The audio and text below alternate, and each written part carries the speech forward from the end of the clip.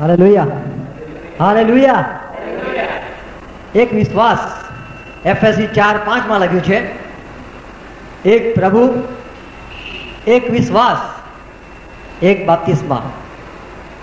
આજે એક વિશ્વાસ છે તે શું છે એ આપણે પ્રભુના વચનોમાંથી જોઈશું.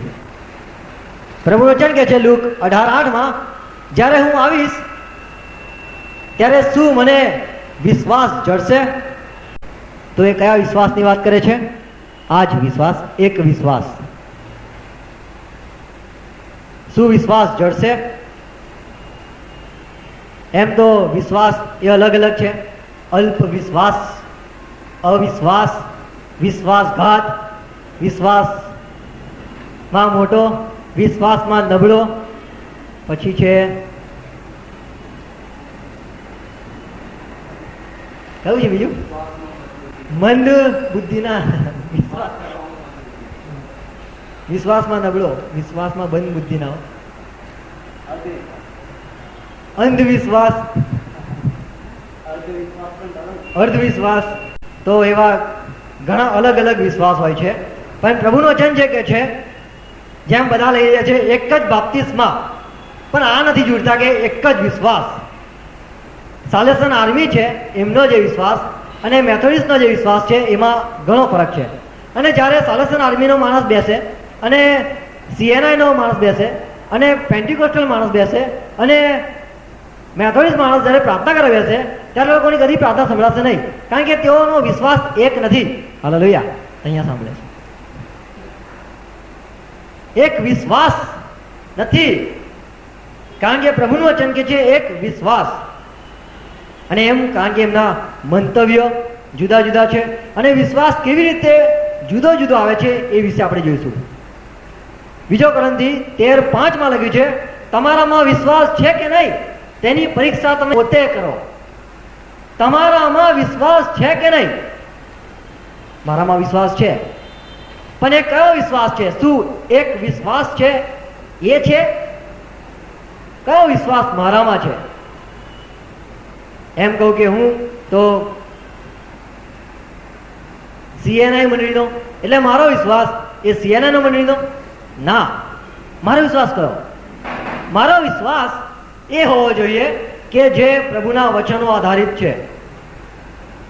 કારણ કે વિશ્વાસ એ કેવી રીતે ઉત્પન્ન થાય છે એ વિશે આપણે જોઈશું, અને કેવી રીતે સાચો શું ને ખોટો કયો વિશ્વાસના વિશે આપણે જોઈશું. હિબ્રુ 11:1 લખ્યું છે, હવે તો વિશ્વાસ શું છે?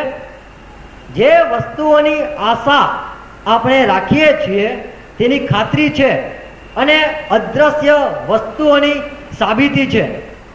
આ વાંચીએ પણ ઘણી વાર નથી સમજાવવા પડતી, વારે વારે વાંચીએ તો નહીં સમજાવવા પડે, પણ એને આપણે સમજીએ. હાલેલુયા. હવે વિશ્વાસ, પાઉલ કહે છે કે વિશ્વાસ શું છે? તો કે છે હવે આ જે વિશ્વાસની વાત કરી 11મા અધ્યાયમાં એની વાત કહે છે કે એ છે વિશ્વાસ તો જે વસ્તુઓની આશા આપણે રાખીએ છીએ તેની ખાતરી અને અદ્રશ્ય વસ્તુઓની સાબિતી છે. 4th કલમમાં લખ્યું છે કે હાબેલે કેવી રીતે બલિદાન આપ્યું? 4th કલમ, વિશ્વાસથી હાબેલે કાઈનના કરતા વધારે સારું બલિદાન દેવને આપ્યું, તેથી તે ન્યાયી છે એવી તેના સંબંધમાં સાક્ષી પૂરવામાં આવી. કેમ કે દેવ તેના દાનો સંબંધી સાક્ષી આપી અને તેથી મુએલો હોવા છતાં હજી પણ તે બોલે છે. તો હાબેલ એ આશા રાખતો હતો. કઈ આશા રાખતો હતો? કે જે બલિદાન આપું છું તે માન્ય થશે. વિશ્વાસ તો જે વસ્તુઓની આશા આપણે રાખીએ છીએ, તો હાબેલે પણ આશા રાખેલી હતી અને એની આશા એ હતી કે મારું અર્પણ માન્ય થાય, અને એને અંતકરણમાં ખાતરી હતી કે માન્ય થશે.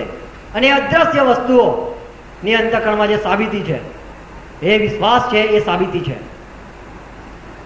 અંતકરણમાં જે અદ્રશ્ય વસ્તુઓ છે જે સાબિત કરે છે કે વિશ્વાસ છે. આગળ જે હનોક વિશે પણ, હનોક પણ આશા રાખતો હતો. કઈ આશા રાખતો હતો? કે મને ઉપર લઈ લેવામાં આવશે, હું મરણ નહીં જોઉં. તેના અંતકરણમાં ખાતરી હતી અને દેવ તેના પર પ્રસન્ન હતો. કઈ અદ્રશ્ય વસ્તુ? કે દેવ પ્રસન્ન છે. એની એને ખાતરી હતી કે મારા પર દેવ પ્રસન્ન છે, અને એ વિશ્વાસ છે. અને આગળ નૂહ પણ એમ છે. નૂહ પણ આશા રાખતો હતો કે જે એને સાંભળવામાં આવેલું ચેતવણી મળે કે નાશ થશે તો મને ઈશ્વર બચાવશે, એ આશા હતી. અને પ્રભુનું વચન કે છે આશા, જે સાચી આશા છે એ શરમાવતી નથી. અને એ આશા એ વિશ્વાસ ઉત્પન્ન કરે છે. એ જ વિશ્વાસ છે જે અદ્રશ્ય બાબતો અંતકણમાં જે છે એ સાબિત કરે છે કે વિશ્વાસ અંતકણમાં છે. આશાની ખાતરી એ જ કે જે આશા હું રાખું છું તે પ્રમાણે થશે. એ જે સાબિતી અંદર પૂરે છે એ વિશ્વાસ છે. એટલે અંતકણમાં આશાની ખાતરી, અને જે આશા હું રાખું છું તે થશે તે સાબિત કરે છે એ વિશ્વાસ છે. હિબ્રુ 12:2 લખ્યું છે, પ્રભુ ઈસુ ખ્રિસ્ત તો વિશ્વાસનો અગ્રેસર છે. અને પ્રભુ ઈસુ ખ્રિસ્ત પણ આશા રાખતો હતો, એ પણ અદ્રશ્ય વસ્તુઓ પર આશા રાખતો હતો. વચન કે છે રોમનમાં તેનો 8મો અધ્યાય 24મી કલમમાં લખ્યું છે, આશા થી આપણે તાણ પામ્યા છે. જે આશા દ્રશ્ય હોય તે આશા નથી. કેમ કે કોઈ માણસ પોતે જે દેખે છે તેની આશા કેમ રાખે? તો શરૂઆત વિશ્વાસની આ રીતે થાય છે કે જે આશા આપણે રાખીએ છીએ અને કહીએ છીએ કે થશે જ, એ અંતકણમાં કહીએ છીએ કે ખાતરીપૂર્વક કહીએ છીએ તો એ વિશ્વાસ મારામાં છે એવું આપણે કહીએ છીએ. અને આશા એ છે કે જે અદ્રશ્ય છે, દેખીતી છે બાબત, એને આશા ના કહેવાય. વિશ્વાસ એ આશા પર બંધાયેલો છે. સમજ્યા પડે છે? વિશ્વાસ એ અદ્રશ્ય બાબતો પર હોય છે, નહીં કે દ્રશ્યમાન બાબત પર. એને અંધવિશ્વાસ ના કહેવાય, કારણ કે જે પ્રભુના વચનો મારફતે મળે છે એ ખાતરીપૂર્વક હોય છે, અને એટલા માટે એ ખરેખરનો સાચો વિશ્વાસ કહેવાય છે. પહેલો થેસ્સાલોનિકી 4થો અધ્યાય 13મી કલમમાં લખ્યું છે કે જેઓ પાસે આશા નથી તેઓની પેઠે તમે દુઃખી ના થાઓ, કારણ કે જે માણસ મરી જાય છે પણ જે ખ્રિસ્ત રહિત હોય છે તેઓ આશા વગરના હોય છે. એફએસસીમાં લખેલું છે, એફએસસી 2:12 લખ્યું છે કે આપણે પહેલા આશા વગરના હતા, પણ ખ્રિસ્તમાં આવ્યા પછી આપણને આશા ઉત્પન્ન થઈ.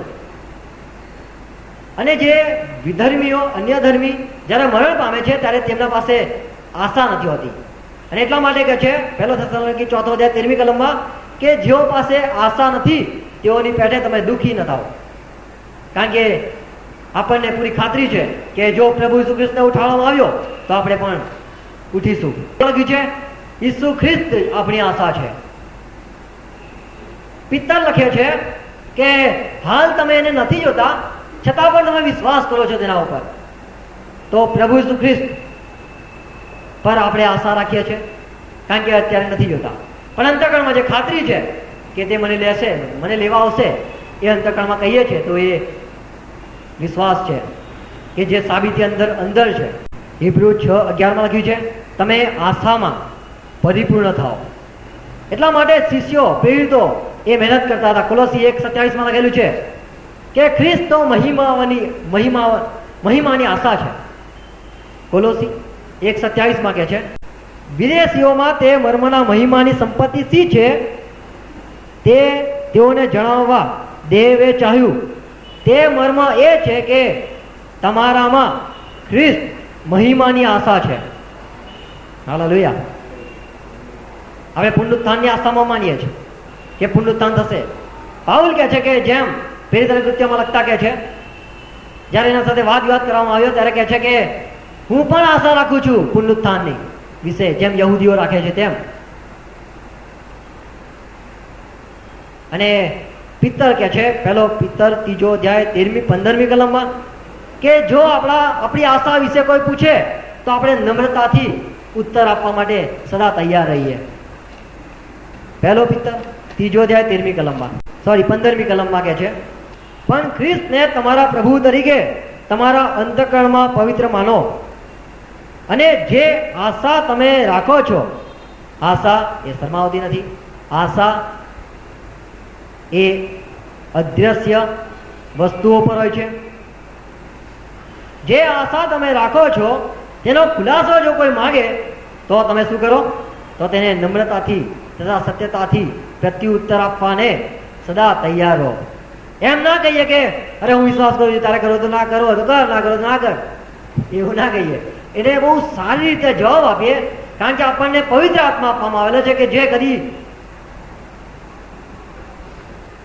બંધ નથી થતો, પણ જે હંમેશા બીજાને બંધ કરે છે. હાલેલુયા. પ્રભુ ઈસુ ખ્રિસ્તે કદી પણ એને જ્યારે પૂછવામાં આવ્યું ત્યારે એને કદી પણ એક સવાલનો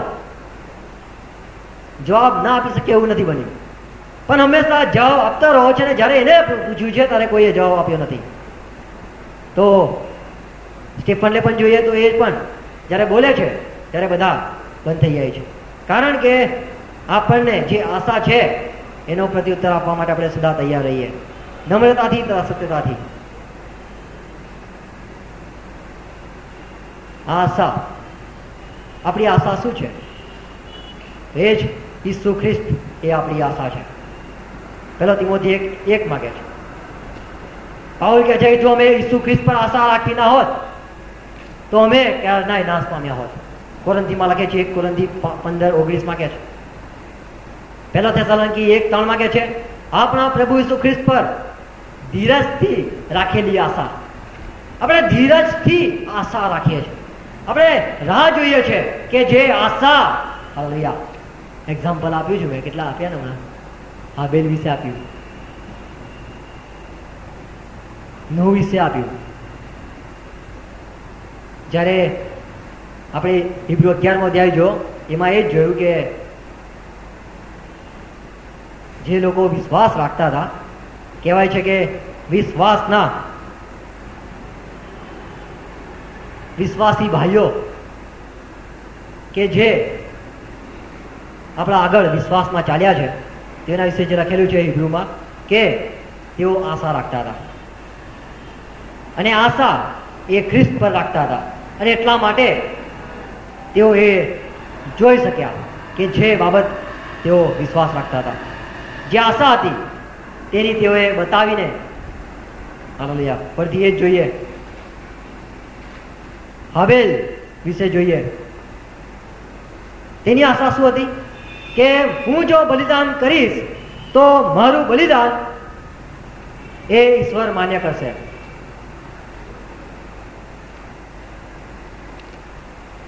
અને એને અંતઃકરણમાં ખાતરી હતી. શું ખાતરી હતી? કે થશે જ. જે અંતઃકરણમાં ખાતરી કહીએ છે એ વિશ્વાસ છે. તો આપણી આશા ઈસુ ખ્રિસ્ત પર છે, જે અદ્રશ્ય છે, અને અંતઃકરણમાં આપણને ખાતરી થઈ છે એ આપણા એમ દેખાડીએ છીએ કે મને વિશ્વાસ છે. અને સત્ય પર જો વિશ્વાસ હશે તો એ તારણ લાવે છે. બીજો થેસલોનિકી 2 અધ્યાય 13મી કલમમાં લખ્યું છે, સત્ય પર વિશ્વાસ જો હોય તો એ તારણ લાવે છે. અને સત્ય શું છે? તો એફએસસી 1:13માં લખ્યું છે કે એ વચન છે. ઈશ્વરનું જો વચન હશે તો એ વિશ્વાસ ઉત્પન્ન કરે છે, અને વિશ્વાસ એ તારણ લાવે છે. પરિણામે વિશ્વાસ કેવી રીતે ઉત્પન્ન થાય છે? તો રોમનમાં પાઉલ કહે છે 10મા અધ્યાય 17મી કલમમાં કે સંદેશો સાંભળવાથી. પણ એટલે કયો સંદેશો? ખ્રિસ્તનો સંદેશો સાંભળવાથી શું થાય છે? વિશ્વાસ થાય છે, વિશ્વાસ ઉત્પન્ન થાય છે.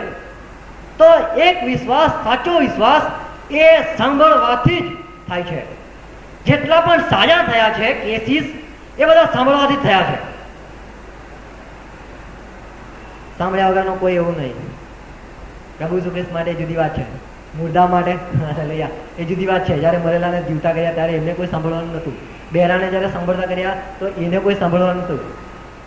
પણ હું તારણની વાત કહું કે જેટલા પણ પ્રભુ ઈસુ ખ્રિસ્તના સંદેશા સાંભળ્યા છે એ લોકો જ તારણ પામેલા છે. જો કોઈ સાંભળ્યું ના હોય તો એ કદી પણ તારણ નથી પામતો. હજુ આગળ જોઈએ છે માથી 13:23 કહે છે, જ્યારે વ્યક્તિ વચન સાંભળે છે, પ્રભુનું વચન એ કહે છે કે જ્યારે બી વાવનાર નું દ્રષ્ટાંતમાં એ લખેલું છે કે વચન સાંભળે છે, સમજે છે, ત્યારે ફળ લાગે છે.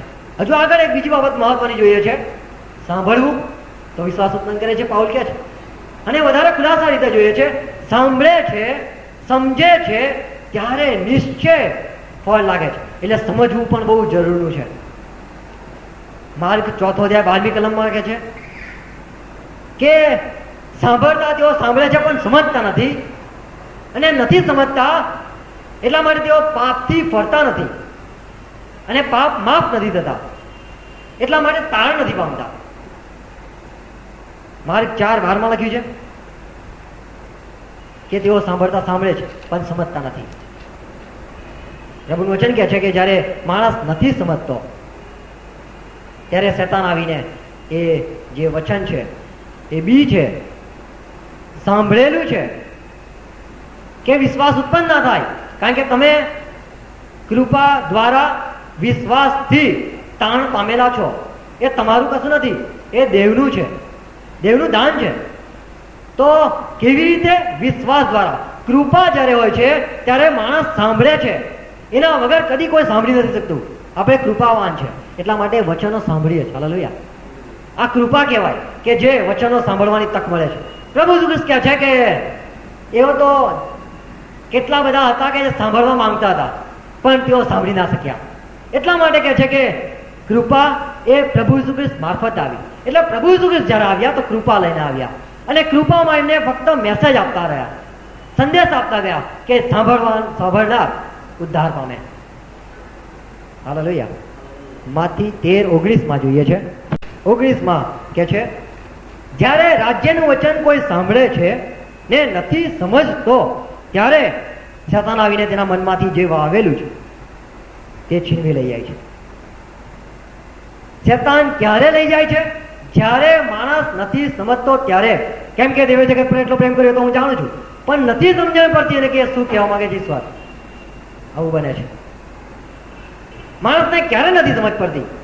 તો માર્ક 9:32 કહે છે કે તેઓ પૂછતા બીધા માટે સમજ્યા નહીં. જો માણસ પૂછતા બીવે પાસ્ટરને કે એના આગેવાનને તો એ સમજ નથી પડતી એને, અને એટલા માટે ઉદ્ધાર નથી થતો. એવા તો કેટલા લોકો મેસેજો સાંભળ્યા જ કરે છે, પણ જો માણસ સમજે તો એ વવાય છે અને ઉત્પન્ન કરે છે વિશ્વાસને.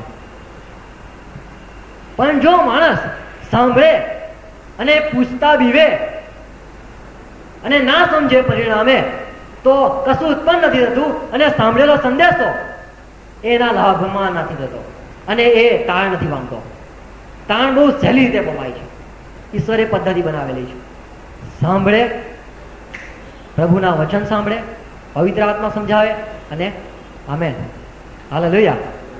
હફસી ખોજો કહે છે કે કોઈ સમજાવ્યા સિવાય હું કેમ કહીને સમજી શકું? એટલા માટે પવિત્ર આત્મા ફિલિપને લઈ જાય છે કે પેલાને સમજાવો. એ જે વાંચે છે સમજતું નથી. શું છે? પ્રેરણા કૃત્યો તેનો 8મો અધ્યાય તેની 30મી કલમ કહે છે, ત્યારે ફિલિપ તેની પાસે દોડી ગયો અને હફસી ખોજા ને યશાયા પ્રબોધકનું પુસ્તક વાંચતા સાંભળીને મોટેથી વાંચતો હતો. હાલેલુયા. વાંચતા સાંભળીને પૂછ્યું, તું જે વાંચે છે તે શું તું સમજે છે? હાલેલુયા. કેવો સવાલ કે આ માણસને હું ઉદ્ધાર આપું, આ માણસને હું તારણ બતાવું કે શું છે. અને કે છે કે આ નમ્ર માણસ કે છે ત્યારે તેણે કહ્યું કે શું કહ્યું? બધું સમજવા પડે છે. આ રથ છે મારો છે, આ ઓળિયા મારા છે, તારા પાસે કશું છે? આ ધનવાન માણસ પણ નમ્ર માણસ છે. એનો ઉત્તર એ હઠીલો નથી પણ એક નમ્રતાથી પૂછે છે. કહે છે કે કોઈના સમજાયા સિવાય હું કેમ કહીને સમજી શકું? ત્યારે તેણે ફિલિપને વિનંતી કરી કે ઉપર ચડીને મારી પાસે બેસ. અને આગળ જોઈએ છે કે આખું પ્રભુ ઈસુ ખ્રિસ્ત વિશે એ વચન સમજાવ્યું. વચન એ યોગ્ય વચન આવવું જોઈએ. બીજા વચન જો આવશે તો એ ઉદ્ધાર નહીં પામે. જે વચન એ ભૂમિ માટે હશે તે જ પ્રભુ ઈસુ ખ્રિસ્ત તે પિત્તરને યોહાનને આમ નહીં કીધું બધું વેચીને મારી પાછળ આવો, એવું નહીં કીધું. ધનવાનને એ વચન જોઈતું હતું, એને એવું સાંભળવાનું આપવાનું હતું કે બધું વેચીને મારી પાછળ આવો. પણ પેલા અમને એમ કીધું મારી પાછળ આવો. હાલેલુયા. તો એ લોકોએ અવાજ સાંભળ્યો, વચન ઈસુ ખ્રિસ્તનો અવાજ સાંભળ્યો અને એ તાણ પામ્યા. દરેક માટે જુદા હોય છે વચન, અને એ ખાસ આપણે શોધી કાઢવું જોઈએ. જેમ પ્રભુ ઈસુ ખ્રિસ્ત એ સભાસ્થાનમાં ગયા, એને ઉપદેશ કર્યો અને શું કહ્યું? આ ધર્મલેખ તમારા સાંભળતા પૂરો થયો છે. જે સાંભળ્યું પણ જે સમજ્યા તેમનો ઉદ્ધાર થયો, પણ જે ના સમજ્યા તેઓએ બંધ ફૂંકાર્યો. લુક 24:31 કહે છે કે તેઓ હજુ વિશ્વાસ કરતા નહોતા કે પ્રભુ ઈસુ ખ્રિસ્ત અરે આ જીવતા થઈ ગયા. હર્ષના લીધે તેઓ આશ્ચર્ય પામતા હતા. તો માણસ જો આશ્ચર્ય પામ્યા કરે પ્રભુના વચનો માટે તો એ કદી સમજતો નથી. તો પહેલી વાત જોઈએ છે નથી સમજણ પડતી એનું કારણ બીક. જો હું ના પૂછું તો હું ઉદ્ધાર નથી પામતો, વચન નથી સમજતો. બીજી બાબત, હું હરખાયા કરું છું બહુ સરસ સરસ સરસ બહુ સરસ, પણ સમજણ નથી પડતી. અને એ લોકો આશ્ચર્ય પામ્યા કરતા હતા. અને એટલા માટે પ્રભુ ખ્રિસ્ત આગળ સમજાવે છે કે હું જીવું છું, આ મજાક નથી, આ બધું વાસ્તવિક છે. Amen, hallelujah. માર્ક 16:15 કહે છે તેઓના કઠણ હૃદયના લીધે, અવિશ્વાસના લીધે પ્રભુ ઈસુ ખ્રિસ્તે આવીને તેઓને ઠપકો આપ્યો. કઠણ હૃદય હશે, હસતું હૃદય હશે, મજાક વાળું હૃદય હશે, એ સમજી નહીં શકે. કઠણ હૃદય હશે એ નહીં સમજી શકે. જે નહીં પૂછવા જાય, જો પ્રભુને નહીં પૂછે, જો પ્રભુના લોકો પાસે ખુલાસો નહીં માગે તો એ નહીં સમજી શકે. પણ જે નમ્રતાથી સમજે છે, સાંભળે છે, સમજે છે, ત્યારે નિશ્ચય વિશ્વાસનું ફળ લાગે છે. Amen, hallelujah. માર્ક 7:14 કહે છે સાંભળો તથા સમજો. પ્રભુ ઈસુ ખ્રિસ્ત બહુ સરસ કહે છે. માર્ક 7મો અધ્યાય તેની 14મી કલમમાં. અને લોકોને પોતાની પાસે ફરી બોલાવીને તેણે તેઓને કહ્યું કે તમે સહુ મારું સાંભળો તથા સમજો. હાલેલુયા. સાંભળો તથા સમજો. તો માણસ મીટિંગમાં જવાથી, સંદેશો સાંભળવાથી તાણ નથી પામતો, પણ તે સમજવાથી તાણ પામે છે. અને માણસ એકલો બેઠા બેઠો નથી સમજી શકતો, એને પવિત્ર આત્માની જરૂર છે કે જે સમજાવે, અને ત્યારે ઉદ્ધાર આવે છે. હાલેલુયા. તો પ્રભુનું એ વચન છે કે સાંભળે તથા સમજે. હાલેલુયા. કેવી રીતે સમજે? ઘણા કહે છે કે બાળકની પેટે સમજવાનું, એ જુઠ્ઠી વાત છે. બાળકની પેટે નહીં સમજવાનું, પણ પ્રૌઢની પેટે સમજવાનું. તમે સમજણમાં બાળક થાવ, તમે સમજણમાં પ્રૌઢ થાવ. હાલેલુયા. કોલોન્થીમાં લખેલું છે કે તમે સમજણમાં, 1 કોરિન્થી 14:20 કલમમાં, સમજણમાં તમે પ્રૌઢ થાવ. એટલે મોટો માણસ જેમ સમજતો હોય ને એમ આ સમજો, એમ ના સમજો. નાના છોકરાને હમણાં હું એમ કહું કે મારા મુઠ્ઠીમાં ચોકલેટ છે, કેટલા કહેશે? અહીંયા કોઈ બાળક નથી. માનશો કોઈ? આ અંધવિશ્વાસ છે. વિશ્વાસ એ સત્ય પર છે. મેન, એટલા માટે શહીદોની બહુ મોટી ફોજ છે. અને એટલા માટે પ્રભુ ઈસુ ખ્રિસ્ત કહે છે કે જે આત્મા, જે વેદી તળ્યા હતા, કહે છે કે અમારો બદલો ક્યારે? તો કે છે હજુ સંખ્યા બાકી છે. હાલેલુયા. સ્ટેફન તો પહેલો હતો, હજુ સંખ્યા બાકી છે.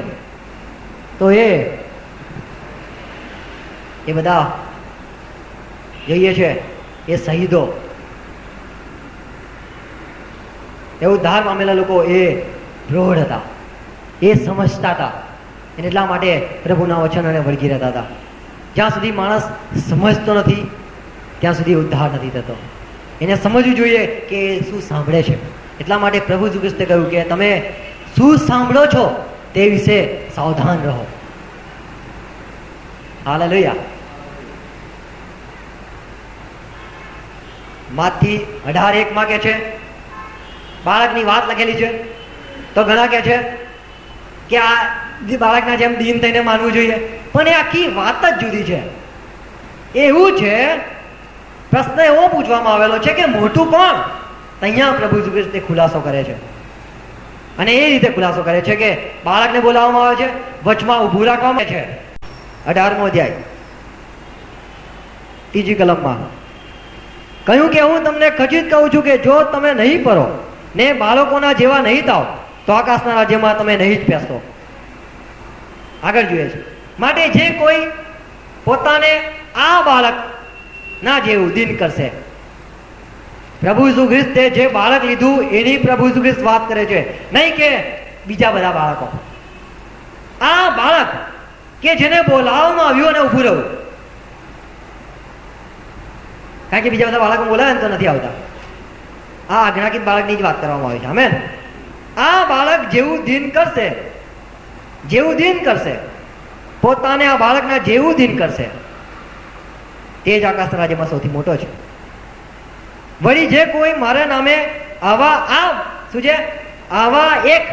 આવા જે બોલાવેલા છે તેનો અંગીકાર એ કૃપામાં થાય છે અને એ પરિણામે તારણ લાવે છે. સાચો વિશ્વાસ એ માણસને બચાવે છે. જો ખોટો વિશ્વાસ હોય, ખોટો વિશ્વાસ કેવી રીતે ઉત્પન્ન થાય? તો ખોટા વચનો સાંભળવાથી.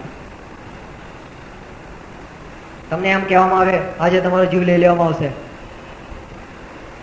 હું એમ કહી દઉં તો એ ખોટો વિશ્વાસ. અહીંથી જ લખેલું, અહીંયા તમને આલું, પણ હું પ્રભુના આત્મા મારફતે ના બોલતો તો એ જુઠ્ઠો વિશ્વાસ કહેવાય છે. એના પર જે ઉત્પન્ન થયેલું હોય છે, તમારી જે આશા હોય છે એ જુઠ્ઠી હોય છે. યર્મિયામાં લખ્યું છે 29:23 ખોટા વચનોના કારણે નો સાલ્વેશન. ખોટા વચનો જો હોય તો, ખોટી દિલાસા હોય, કોઈને શાંતિ પ્રભુ ના આપવા માંગતો હોય અને હું કહું શાંતિ થાવ, તો એ ખોટા વચનો છે અને એના ઉપર રાખેલો માણસે વિશ્વાસ એ ફળ નથી લાવતા. 1-2 મિનિટ માટે હું પ્રાર્થના કરતો હતો. પ્રભુએ મને કીધું કે તારી પ્રાર્થના નહીં સાંભળું. એવું પ્રભુ કેમ? પ્રભુ મને સમજાયો, એમનું જે પાપ છે એ વિશે એમને કહે. જ્યાં સુધી એ નહીં કરે અને હું કયા કરું, એ પસ્તાવ ના કરે, પણ હું કયા કરું, બી ફ્રી ઇન જીસસ નેમ. ના કશું પરાક્રમ નીકળે. એમને કહું કે જાઓ તમે છૂટા થઈ જશો, પણ એ ના થઈ શકે જ્યાં સુધી હું સત્ય ના કહું. સત્ય એ વચન છે ને વચન મેં એમને કીધું ત્યારે ફ્રી થઈ ગયા. આમેન. એ મુક્તિ પામ્યા, કારણ કે એ વચન પર આધારિત છે.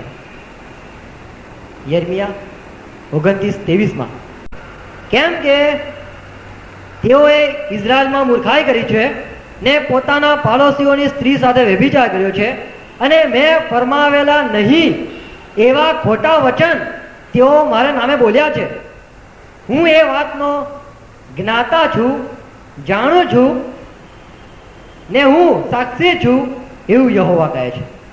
અને આપણે જોઈએ છે આ બાજુ 28 ને 15 પછી યર્મિયા પ્રબોધકે હનાનિયા પ્રબોધકને કહ્યું કે રે હનાનિયા સાંભળ, યહોવાએ તને મોકલ્યો નથી, પણ તું જુઠ્ઠી વાત પર આ લોકોને વિશ્વાસ કરાવે છે.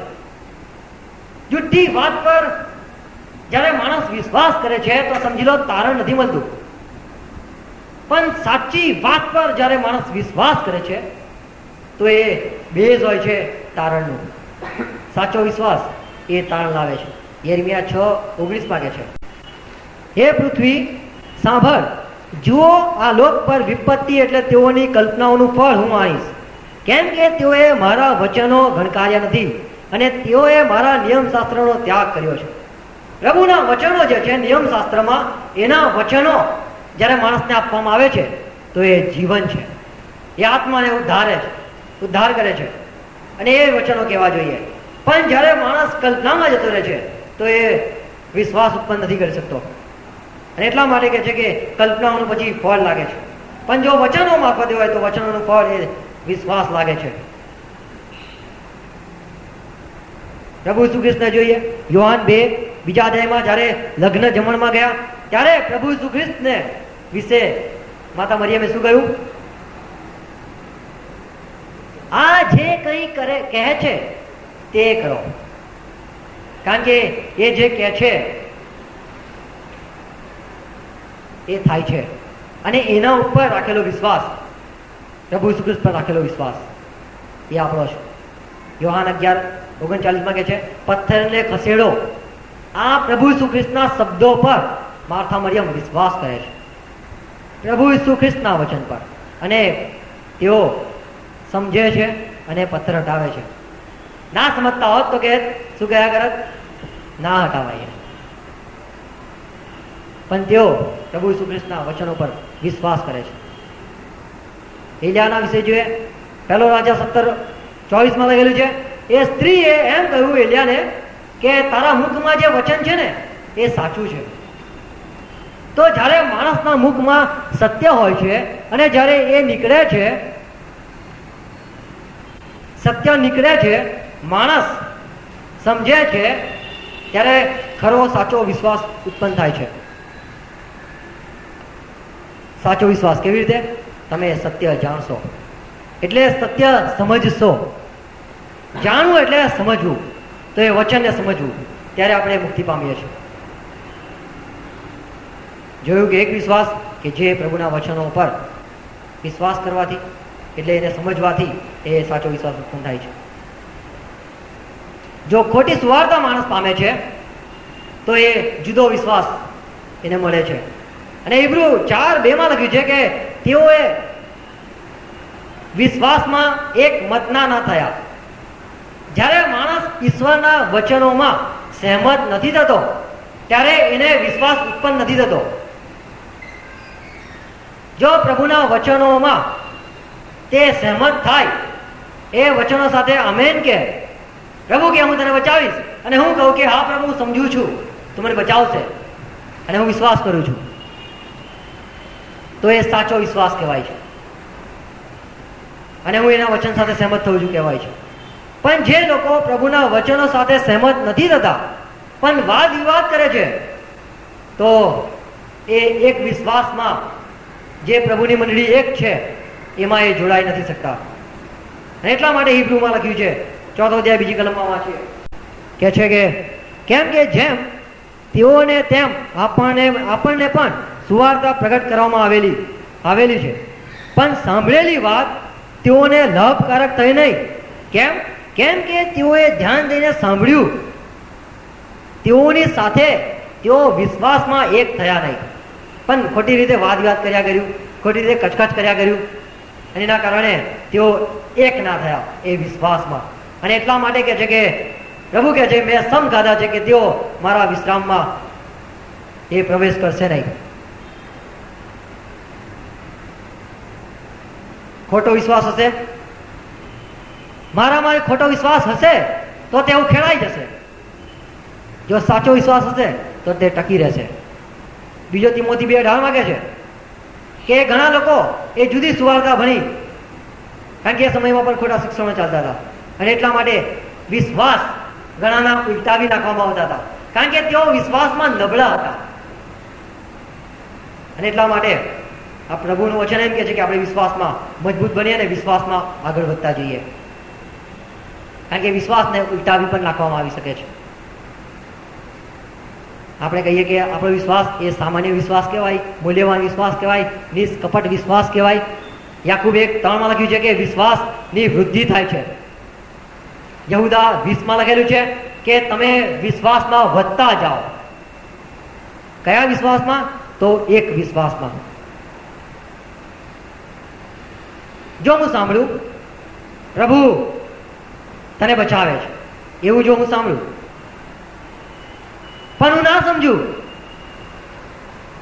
તો મને આવેલી વાણી એ મને લાભકારક નથી થતી, કારણ કે હું તે સ્વીકારતો નથી કે પ્રભુ મને ખરેખર બચાવશે. કારણ કે જો હું સાંભળું ને સમજું કે પ્રભુ મને બચાવશે, તો હું તરત જ એમ પૂછું છું બીજો સવાલ કે પ્રભુ કઈ રીતે, મારે શું કરવાનું છે? તો પ્રભુ મને કહે કે વાણ બનાવો. આમેન.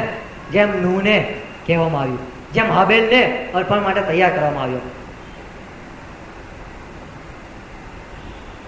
અને જે મને વિશ્વાસ થાય છે એ મારો વિશ્વાસ છે.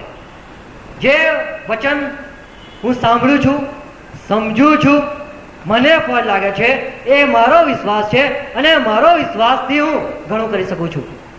માર્ક 10:52 લખ્યું છે કે જે આંધળો હતો બાર્તિમાય, એને સાંભળ્યું, ઈસુ વિશે સાંભળ્યું અને એટલા માટે પ્રભુ કહે છે કે તારા વિશ્વાસે તને બચાવે છે. એ જે પેલી સ્ત્રી હોય છે એના વિશે પણ જોઈએ છે કે તે સાંભળીને, માર્ક 5:27 લખ્યું છે, તે સાંભળીને ભીડમાં ગઈ, સાંભળીને. અને એટલા માટે પ્રભુ કહે છે કે દીકરી તારા વિશ્વાસે તને સાજી કરી છે. તો આ વિશ્વાસ એ મારો પોતાનો બને છે. આમેન. અને એટલા માટે પિત્તર કહે છે કે હું તને કહું છું, શું સોનું રૂપો મારી પાસે નથી, પણ જે છે તે તને કોણ આપે છે? શું જોવા છે? હાલેલુયા. ત્રીજો અધ્યાય પ્રથમ ત્રીજો અધ્યાય તેની 6ઠી કલમ. પણ પિત્તરે કહ્યું કે સોનું રૂપું તો મારી પાસે નથી, પણ મારી પાસે જે છે, મારી પાસે મારો પોતાનો વિશ્વાસ છે. આમેન. મારી પાસે જે છે તે હું તને આપું છું. શું કહે છે? પ્રભુ ઈસુના નામમાં ચાલતો થા. અને ત્યાં આ મારો વિશ્વાસ જે મેં સાંભળ્યું, સમજ્યો, જે ઉત્પન્ન થયો. આમેન.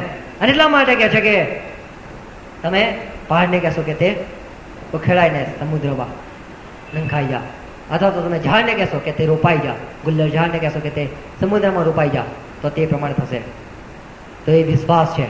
અને એ એક વિશ્વાસ છે કે જે માણસને બહુ જરૂરનો છે. સાચો વિશ્વાસ એ મને બચાવે છે. સાચો વિશ્વાસ એ મને સાજો કરે જ છે. ખોટો વિશ્વાસ એ ખોટી માન્યતા પરથી ઉત્પન્ન થયેલો છે. ખોટો વિશ્વાસ એ નિરાશ કરે છે. ખોટો વિશ્વાસ એનો અંત આવે છે. 1 કોરિન્થી 13:13 કલમમાં લખ્યું છે, વિશ્વાસ જે સાચો છે તે અંત સુધી ટકે છે. એટલે આપણે ભ્રમણામાં ના ચાલીએ, પણ વિશ્વાસ જે વાસ્તવિક છે એમાં ચાલીએ. જે એક વિશ્વાસ છે એમાં ચાલીએ. હાલેલુયા. આપણે આંખો બંધ કરીએ.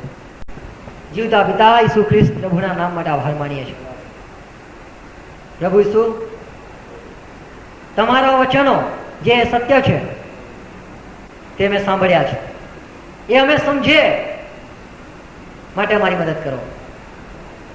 અમે બેદરકાર ન રહીએ કે શેતાન ચોરી જાય, પણ અમે તમારા વચનો રાત દિવસ મનન કરીએ. અમે પ્રભુ એ વિશ્વાસમાં સહેમત થઈએ, તમારા વચનો સાથે સહેમત થઈએ. પવિત્ર આત્મા, તમે તમારા વચનો અમને સમજાવો. તમે લખેલા છે, તમે એના લેખક છો. પ્રભુ ઈસુ ખ્રિસ્ત જે મારો વિશ્વાસનો અગ્રેસર છે, તેનું અનુકરણ કરવા માટે, વિશ્વાસમાં આગળ વધવા માટે અમારી મદદ કરો. અને વિશ્વાસના કૃપાદાનો પણ વિશે પણ બધું અમને સમજાવવા કરો. અમારો આત્મા, અમારો પ્રાણ, અમારો શરીર સંપૂર્ણ રીતે તમને સોંપીએ છીએ. જ્યારે પણ પ્રભુ અમે તમારા વચનો વાંચીએ એ દરેક અમે સમજતા જઈએ, એટલા માટે કે અમારામાં એ સાંભળવાથી વિશ્વાસ ઉત્પન્ન થાય છે. અમે વિશ્વાસમાં વૃદ્ધિ પામતા જઈએ એવી કૃપા માંગીએ છીએ. સાંભળનાર દરેકને આશીર્વાદ કરો ઈસુ ખ્રિસ્ત પ્રભુના નામમાં. આમેન. પ્રભુ ઈસુ પહેલી પ્રાર્થના બોલીએ. તમારું નામ પવિત્ર બનો, જેમ આકાશમાં જેમ પૃથ્વી પર તમારી ઈચ્છા પૂરી થાય. દિવસ તમારી રોટલી યાદ બનાવો. જેમ તમે અમારા હૃદય માફ કર્યા છે તેમ તમે અમારું હૃદય માફ કરો. અમને પરીક્ષામાં ન લાવો, પણ ઉદાસ શૈતાનથી છૂટકો કરો. કેમ કે રાજ્ય તથા પરાક્રમ તથા મહિમા સર્વકાળ તમારા છે. આમેન.